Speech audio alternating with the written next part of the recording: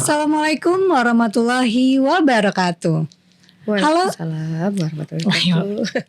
Halo Sobat Diskominfotik Provinsi Riau sekalian, apa kabar? Semoga selalu sehat ya dimanapun Sobat berada.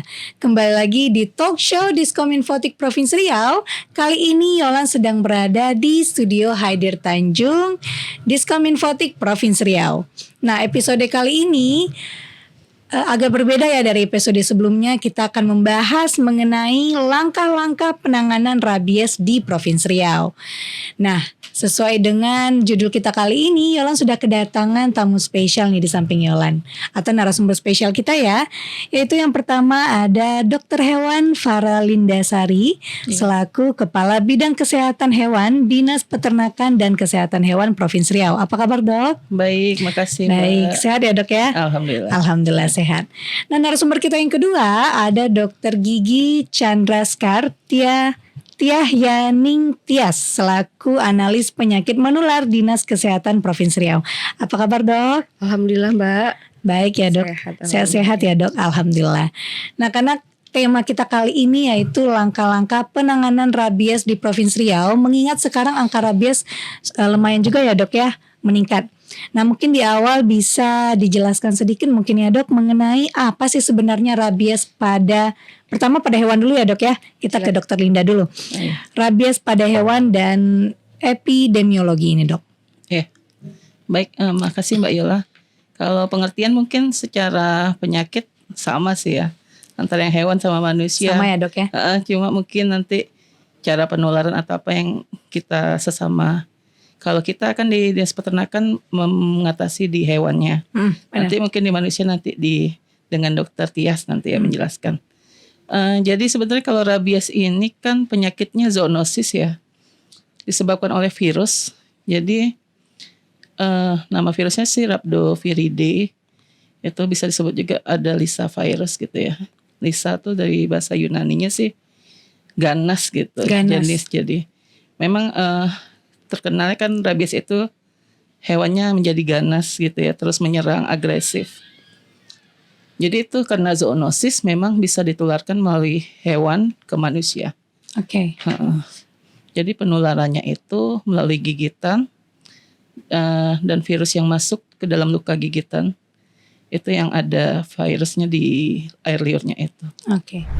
Nah, kalau untuk manusia sendiri, Dok, penjelasannya seperti apa? Apakah hampir sama ya, virusnya? Secara garis besar sama sih ya, Mbak. Cuman mungkin ya rabies itu memang penyakit menular akut ya. Menular akut. Ya. Yang disebabkan yang menyerang hewan atau manusia. Hewannya ini hewan yang berdarah panas ya. Seperti anjing, kucing, kera, kelelawar. Jangan lupa kelelawar juga panas ya. Kemudian yang disebabkan oleh virus Lissa ya, Dok, seperti Dokter Linda katakan tadi, yang disebabkan oleh virus melalui saliva, air liur ya, kemudian lewat gigitan terbuka. Luka terbuka, gigitan lewat. Jadi harus ada luka. Berarti kalau tidak sampai luka tidak tertular ya, Dok? Tidak menular. Jadi kuncinya di situ. Lewat air liur melalui luka gigitan terbuka. Jadi harus ada luka dulu. Nah, biasanya rentang waktu untuk penularan itu berapa lama sih, Dok, kalau untuk manusia sendiri, Dok? Apa langsung atau ada rentang waktu seperti 1-3 hari gitu? Ke hewan dulu? Boleh ke Dokter Linda dulu ya? Iya, boleh. Kalau hewan itu inkubasinya antara 5-14 hari. 5-14 hari. Jadi di masa itu nanti inkubasi kan baru nanti mengeluarkan gejala. Itu masa inkubasinya. Berarti masa inkubasinya 5-14 hari ya, Dok ya? Kalau di manusia sendiri, Dok? Jadi kalau masa inkubasi penyakit rabies, masa inkubasi itu apa? Masa inkubasi adalah masa di mana virus masuk ke tubuh kita sampai dengan keluar gejala. Itu masa inkubasi. Itu 2 minggu sampai 2 tahun. 2 minggu sampai 2 tahun. Jadi kalau gigit hari ini, kadang orang lupa sudah digigit anjing, tidak di tetanus sana, dia baru bergejalanya mungkin setahun lagi gitu. Tapi masa kesakitannya pendek. Jadi dari mulai kan masuk digigit 2 minggu sampai 2 tahun ya. Kemudian misalnya katakan dia 1 tahun sudah bergejala. Dari bergejala ke meninggal itu hanya beberapa hari. Dan rabies itu mempunyai angka kesakitan 100%. Ada literatur yang mengatakan 99%. Jadi kalau kena virus rabies tidak ditata laksana, insya Allah meninggal. Pasti ya dok. Arti makanya penyakit rabies ini sangat-sangat berbahaya ya dok ya. Case fatality-nya 100%. Satu-satunya penyakit mungkin ya yang tidak bisa disembuhkan. Iya benar-benar. Karena kalau sudah tertular angka kematiannya pasti meninggal. Pasti ya dok pasti ya. Meninggal. 99 bahkan 100% ya dok. Ada literatur yang bilang 99 tapi Oke.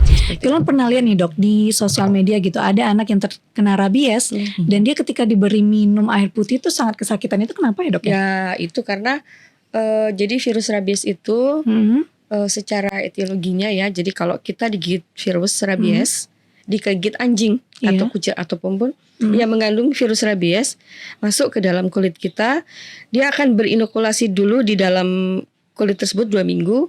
Setelah 2 minggu dia akan berjalan ke otak. Berjalan ke otak itu yang 2-2 tahun tadi kan. Di otak dia akan menyerang semua elemen tubuh kita, terutama kelenjar yang ada di mulut ya, sehingga dipersalivasi itu. Kemudian kalau sudah mengeluarkan tanda seperti itu sudah masuk ke fase di mana memang ya tidak lama lagi. Ya udah masuk fase prodormal, kemudian fase sensoris, dan kemudian yang terakhir nanti dia akan meninggal ya dok ya. Karena banyak korbannya juga anak-anak kecil ya dok ya, mungkin yang tidak terawasi oleh orang tuanya. Ternyata di luar ada banyak anjing rabies dan yang lain-lain. Nah tadi kita udah membahas mengenai penjelasan rabies sendiri ya dok ya, bagi untuk hewan maupun untuk manusia. Nah kalau pencegahan dan pengendalian rabies nih dok, pertama untuk Dokter Linda dulu deh, pada hewan sendiri bagaimana sih dok? Kalau pencegahan satu-satunya cuma vaksinasi. Vaksinasi, oke. Jadi memang targetnya seharusnya kita mencapai seperti COVID juga ya, ada herd immunity. Jadi seharusnya 70% dari populasi HPR. HPR itu kan hewan penular rabies ya. Seperti tadi udah dibilang Dokter Tias, ada anjing, kucing, kera, semua hewan berdarah panas itu bisa menularkan rabies. Tapi ya agak sulitnya kita ini pola pemeliharaan hewan itu masih dari 400 ribuan jumlah populasi HPR, baru sekitar 117 ribu yang berpemilik dan teratur pemeliharaannya. Sisanya itu masih dipelihara tapi diliarkan. Itu yang sering menjadi bermasalah sih di situ. Jadi memang kan kita harus divaksin, tapi bukan berarti kita sesudah divaksin itu bisa aman 100% tidak. Enggak ya dok ya? Jadi ada faktor juga kalau diliarkan itu sudah divaksin tapi oleh pemiliknya dibiarkan keluar. Nah itu yang kita tidak bisa kontrol ya, karena di saat kondisi hewannya sedang drop, sedang down, sesudah divaksin walaupun sudah vaksin, sudah dapat kekebalan, tapi ketika imunnya sedang turun, dia digigit oleh anjing liar lain yang kita tidak tahu status kesehatannya, itu bisa menular lagi. Menular lagi ya dok? Iya, jadi bukan berarti sesudah divaksin itu jaminan kalau itu aman, itu tidak bisa. Makanya kita sebagai pemilik hewan, kita harus bertanggung jawab terhadap hewan yang kita pelihara. Sebaiknya tidak dibiarkan liar. Karena ada beberapa hewan liar juga ya dok ya, yang kita nggak tahu juga pemiliknya siapa gitu. Jadi betul. Antara aman gak aman juga setelah divaksin ya dok ya. Jadi kasus terakhir yang di Inhil, kami di Kempas kemarin ya dok, kita juga sudah turun. Mungkin kemarin kita juga sudah melakukan vaksinasi di sana. Dan itu memang mungkin sekitar 80%, 90% itu punya pemilik tapi diliarkan. Karena daerahnya masih daerah di desa, itu rumahnya tidak berpagar. Jadi itu yang mungkin yang jadi apa ya? Jadi kasus ada dan kendala juga ya jadinya. Gitu. Berarti dari pemerintah sendiri udah ada nih programnya untuk vaksinasi. Sudah. Tapi ada mungkin setiap tahun menyediakan vaksin. Iya, benar. Pada tahun ini kami ada sekitar 40.000 dosis. 40.000 dosis, luar biasa. Cuma ya itu kadang pemilik hewan ini juga ketika petugas ke sana kadang menolak. Oh iya, Waktu Dok. divaksin Ada nolak juga ya, Dok ya? Banyak. Padahal gratis ya, Dok. Padahal gratis gitu kan. Oke. Udah datang kadang nggak mau. Nggak Cuma mau, nanti oke. kalau udah ada kasus gigitan baru mereka minta. Seringnya begitu. Oh, biasanya menolak kenapa, Dok? Apakah nggak mau hewan peliharaannya disuntik atau ada alasan lain gitu dari Ada masyarakat juga sendiri? ya budaya yang masyarakatnya masih mengkonsumsi hewan ini ya, hewan peliharaan. Oh iya, ya. benar-benar. Jadi kadang mereka tidak mau divaksin. Oke. Ya, itu juga jadi salah satu faktor ya. Berarti ya kalau dari pemerintah sendiri udah ini udah ngasih kita ya setiap secara tahun gratis ada menyediakan vaksin untuk rabies. setiap kabupaten atau kota ya, Dok ya? Iya. Oke. Nah, Terus kalau untuk penanganan kasus gigitan hewan rabies sendiri pada manusia gimana nih, Dok? Baik, Mbak. Jadi virus rabies itu bentuknya seperti peluru. Seperti peluru dilapisi oleh lemak, oleh lemak. Jadi 80% kandungan virus rabies itu lemak. Lemak. Lemak Oke. ya. Di lemak ini bisa hilang kena ultraviolet, kemudian kena ether dan sabun. Sabun. Ya. Oke. Jadi kalau kita digigit hewan rabies apapun ya, walaupun itu bukan, kita belum tahu itu rabies atau tidak, misalnya digigit anjing, kucing dan sebagainya, hal yang paling penting dilakukan adalah cuci luka. Oh, cuci luka Ya, dulu. Oke. jadi lukanya tuh dicuci dengan air mengalir 15 menit, 15 terus menit. 15 menit ya. Terus sudah dari penelitian yang panjang harus 15 menit. Kemudian dengan sabun atau deterjen. Sabun atau deterjen bebas ya, Dok ya? Bebas, sabun Merek apa mandi, aja? sampo, pokoknya dia sabun 15 menit. Nah, cuci luka ini bisa menghilangkan si virus rabiesnya sampai 80%. 80%. Ya. Oh, luar biasa. Jadi kalau kita orang Muslim, oke lah. Kalau dia habis digigit anjing, kita cuci dengan tanah ya, Dok Iya, ya. betul. Itu sesuai dengan Dari syariah tanah. kita. Baik, gak apa-apa. Habis dengan tanah dengan sabun. Dengan sabun. Ya. Oke. Air mengalir itu bisa menghilangkan 80% virus. Oke, berarti dikasih air dibasuh air ya? Ya, dicuci dengan air yang lukanya, mengalir selama 15 menit. Terus dengan dengan sabun. itu bisa menghilangkan virus 80%. Itu yang pertama. Itu hal pertama Hal dilakukan. pertama ya, Dok ya? Dan Pertolongan belum, pertama. Oke. masih banyak masyarakat bahkan tenaga kesehatan yang tidak tahu. Oh, masih belum teredukasi juga ya, Ya, Dok ya? betul. Oke. Seperti yang di inhale tuh tidak dengan sabun dia cucinya, dengan apa, Dok? larutan NaCl. Oh. Nah, itu seperti itu padahal dia tenaga kesehatan ya. Iya, benar. Kemudian sesudah itu langkah kedua, kalau bisa hewannya jangan dibunuh. Oh, jangan dibunuh. Ya, Oke. jangan dibunuh. Kita kerangkeng apa sih? Kita Pandain. Oh, kita kurung. ya selama 14 hari. 14 hari. Ya. Oke. Kalau selama 14 hari hewannya mati, berarti dia rabies. Rabies. Oke. Kalau tidak, berarti tidak rabies. Oh. Nah, Karena masa inkubasinya Ya, sampai 14 hari ya, Dok ya? kalau memang gigitannya itu tidak di lokasi risiko tinggi, sebetulnya sebelum 14 hari tidak divaksin nggak apa-apa. Oh. Si orang tersebut. Orangnya, oke. Dengan catatan hewannya dikurung, dikasih makan dong. Jangan nanti matinya karena nggak dikasih makan Iya, ya dong. iya, benar-benar. Seperti itu 14 hari ya. Tapi kalau digigitnya itu di lokasi yang risiko tinggi, walaupun nanti sambil menunggu, tetap harus divaksin. Oh, oke. Risiko tinggi itu di lokasi wajah, ya wajah, mulut ya, kemudian dari leher ke atas. Kemudian kepala lah, kepala. bagian ini ya ini, itu Dok, ya? risiko tinggi. Kemudian jari jemari, walaupun di kaki itu risiko tinggi karena banyak persyarafan di situ. Kemudian alat genital, atau walaupun lukanya tidak di kepala, misalnya di betis tapi lukanya dalam, sangat beresiko, Dok. atau lebar, atau multiple banyak gitu. Itu risiko tinggi. Itu gak usah nunggu 14 hari. Minta suntik ke puskesmas. Langsung minta suntik ya, Dok ya. Oke, berarti di area-area yang resikonya tinggi kalau bisa langsung di ini ya, Dok ya. Mungkin ada beberapa orang membunuh itu karena panik ya, Dok ya. Takut yang lain kena boleh juga. nggak apa-apa, panik terus dibunuh, tapi jangan dikubur. Oh, gitu, Dok. Kepalanya dibawa ke kantor dokter Linda atau diperiksa spesimen otaknya. Ya. Oke, berarti kalau membunuh pun tidak boleh ya, tapi Boleh tapi harus di kepalanya dok ya dok ya. Nanti diperiksa otaknya sebaiknya di sih tidak laboratorium. dibunuh. Tidak dibunuh. Sebaiknya disarankan tidak membunuh ya dok ya. Karena kan menggigit itu kadang belum tentu hewannya tertular rabies ya. Iya benar. Amannya juga lebih baik ya. Itu tadi seperti dokter Tias bilang dikurung aja, dikasih makan yang baik. Tapi kalau bisa jangan kontak dulu. Kalau misalnya masukkan makanan ya jangan sampai megang-megang juga gitu. Tetap aja dia sebagai terduga kan. Cuma selama 14 hari kalau dia masih hidup ya berarti dia bukan rabies. Terus kalau dia mati seharusnya tetap dibawa ke lab juga. Seharusnya dibawa ke lab juga ya dok ya karena mati itu banyak juga penyakit yang lain ya. Jadi belum tentu rabies. Jadi tetap kita periksa di lab. Kami kan punya UPT Laboratorium Veteriner dan Klinik Hewan di Jalan Hang Tua Ujung.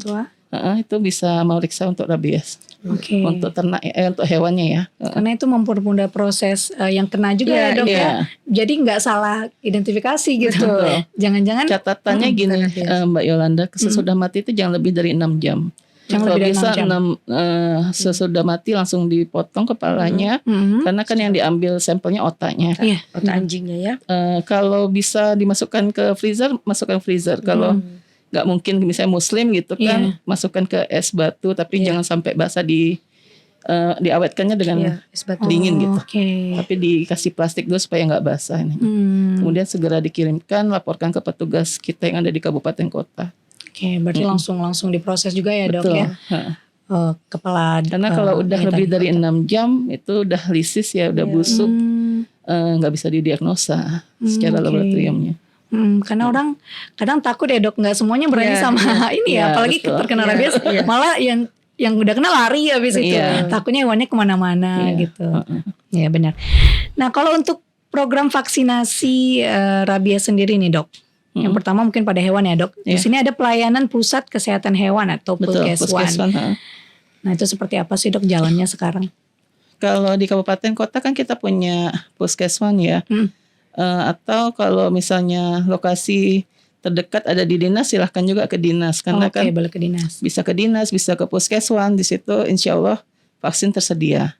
Jadi silahkan saja untuk datang ke dinas atau Puskeswan terdekat.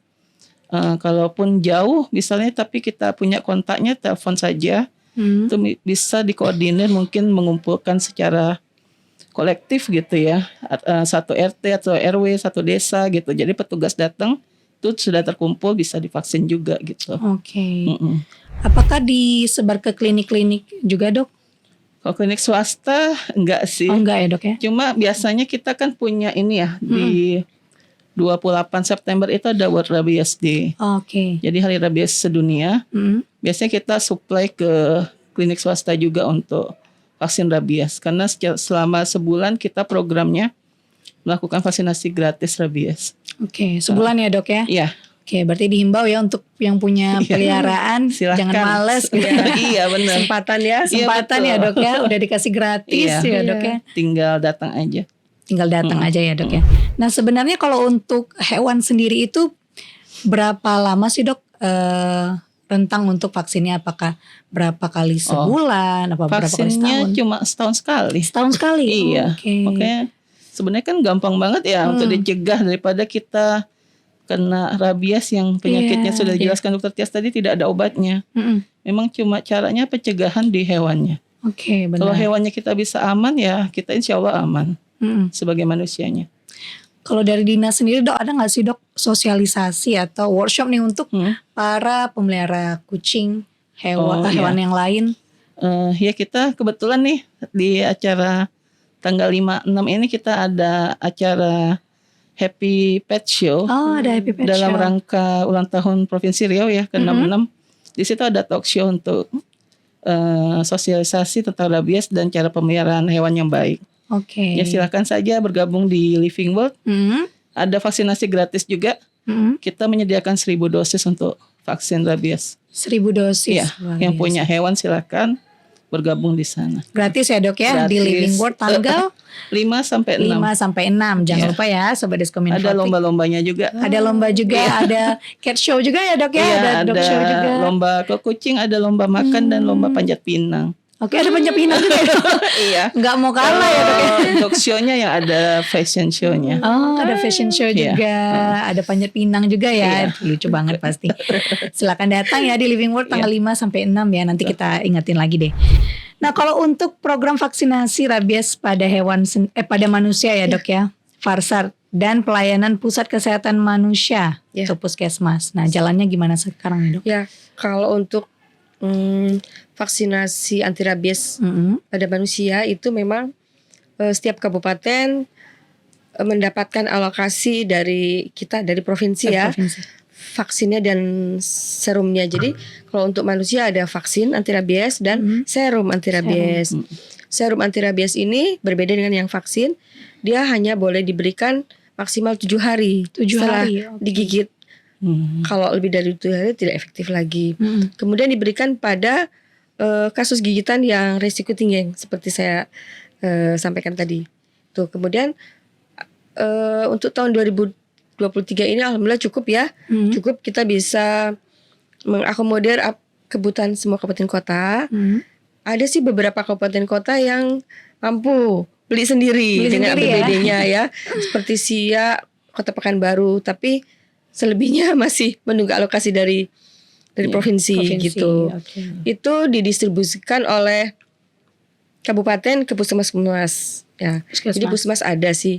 Kemudian ada yang namanya Rabies Center, Mbak Yolanda. Oh, ada Rabies Center. Ya, Rabies Center ini adalah fasilitas kesehatan yang bertujuan untuk memudahkan masyarakat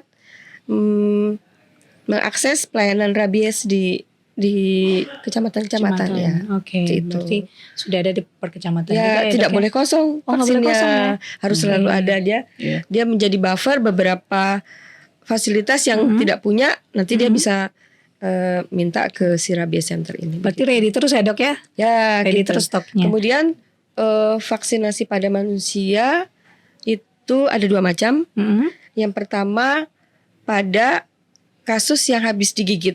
Setelah digigit. Ada lagi yang sebelum digigit. Ada yang sebelum digigit. Sebelum digigit tuh misalnya pada teman-teman dokter Linda nih yang biasa ketemu vaksin anjing, pre ya, pre-exposure. Kalau yang pre-exposure yang post exposure itu pada yang pasien digigit itu 4 dosis. 4 dosis. Ya. Wow. Jadi begitu digigit dia akan datang tuh ke puskesmas. Nomor 1 cuci luka. Harus cuci luka dulu. Kalau misalnya di rumah dia udah mengaku udah dicuci kok Bu Bidan, cuci lagi di puskesmas. Jangan percaya. Gak boleh percaya. Ya, 15 menit karena 80% virus akan mati ya. Sayang gitu tuh. Golden periodnya 12 jam.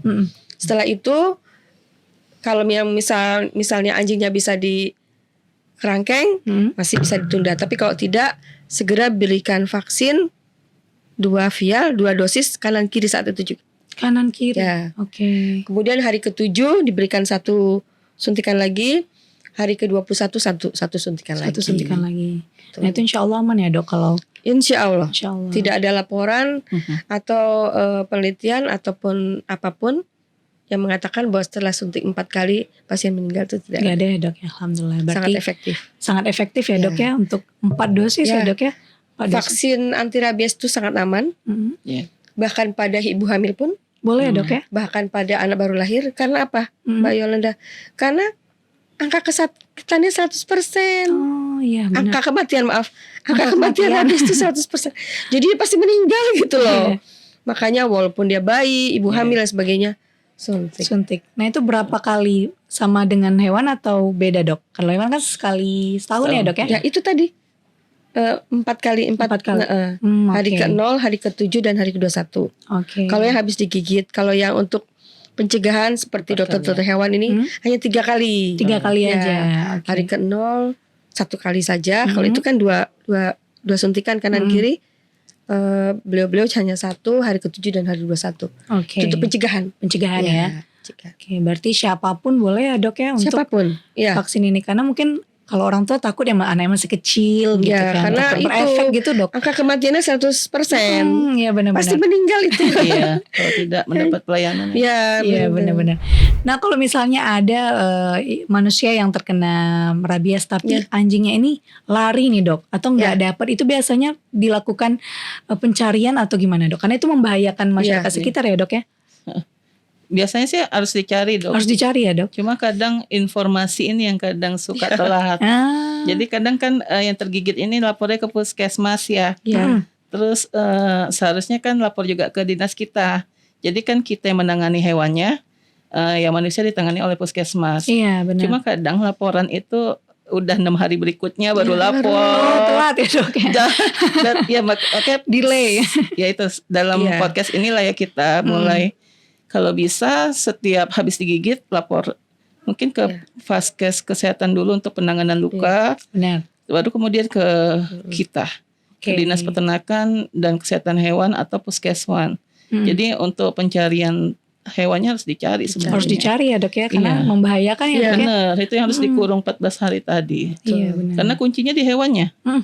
Tapi kalaupun misalnya hewannya nggak dapet, itu kita punya SKB 3 Menteri ya dok. Iya betul. Jadi si tergigit pun harus mendapatkan suntikan VAR. Karena kan kita tidak ada kepastian itu positif apa enggak. Jadi daripada apa-apa lebih baik mencegah. Jadi kalau hewannya lari itu kita anggap dia rabies. Jadi harus langsung divaksin. Berarti sebisa mungkin ini ketemu ya hewan yang ini ya dok ya, biar nggak salah-salah juga. Tapi korban tergigit kalau bisa ditangkap. Tapi kalau misalnya berbahaya atau ini ya mungkin tidak berani juga ya. Jadi kadang masyarakat biasanya langsung lari juga gitu ya. Kadang gitu susah ya. Sebaiknya yang laporan aja biar dapat VAR juga. Iya benar-benar. Itu. Nah kalau untuk kasus perkembangan rabies sendiri nih dok, mungkin pertama untuk Dokter Linda, di Provinsi Riau ini bagaimana sih dok kasusnya dok sejauh ini sampai saat ini dok? Kalau tahun ini kita sampai akhir bulan Juli kemarin ada 279 kasus gigitan laporan. Tapi dari 279 itu yang konfirmasi positif rabies hanya 16. 16, oke. Ya, 16 itu mungkin ya sekitar 5% dari yang kasus gigitannya. Jadi kan menggigit itu belum tentu positif itu sih tadi ya. Ininya. Belum tentu ya. Makanya mungkin kasus gigitannya banyak tapi sesudah dia konfirmasi lab hanya 16 yang positif dari Januari sampai bulan Juli. Sisanya ada yang bebas observasi itu 187. 187 kasus ya. Kalau dari tahun sebelumnya meningkat apa menurun ya dok? Kalau kita lihat jumlahnya sih sekarang masih di bawah yang tahun kemarin sih. Oh di bawah ya dok ya. Cuma nggak tahu ya sampai Desember nanti. Desember ini sebenarnya kan mungkin ya, ini karena ini juga ya karena di media sosial akhir-akhir ini agak meningkat tinggi. Jadi laporan juga sekarang tinggi. Mungkin sebenarnya dari dulu tetap ada ya. Tetap ada ya dok ya. Gigitan cuma tidak lapor gitu sih. Seperti itu mungkin. Mungkin sekarang begitu. Berarti ada beberapa kasus juga yang tidak melapor ya dok ya? Iya, banyak sebenarnya. Cuma ya itu mungkin karena sekarang medsos juga sudah banyak memberitakan tentang bahayanya rabies. Benar. Jadi masyarakat sedikit taunya lebih aware lah terhadap penyakit ini. Jadi laporan memang agak meningkat sih ini sekarang. Nah kalau sekarang kan mungkin edukasinya udah banyak ya dok, mulai dari konten di Instagram dan lain-lain. Kalau dari dinas apa ini? Dinas Kesehatan ya dok ya. Dinas Kesehatan sendiri apakah ada sosialisasi digital juga nih dok dari dinas melalui Instagram atau Facebook dan lain-lain? Ada dok? Kalau saya, kalau di kita ada di web, ada di web ya dok ya. IG di dinas kita ada juga, terutama mungkin di bidang Kesmafet punya IG juga karena kan Kesmafet ini kesehatan masyarakat veteriner yang menangani seluruh urusan yang berhubungan dengan masyarakat. Jadi di mereka untuk edukasi ada juga. Ada di juga IG-nya. Ya, dok ya? Karena sekarang gencar-gencarnya ya dok ya, apalagi milenial kalau misalnya disuruh ikut seminar apa males ya dok. Mending di ini di Instagram, yang praktis gitu. Jadi orang lebih gencar ngedukasinya melewati sosial media, melewati konten-konten ya dok ya. Nah kalau untuk perkembangan rabies atau kasus gigitan HPR pada manusia sendiri gimana nih dok? Kalau di kesehatan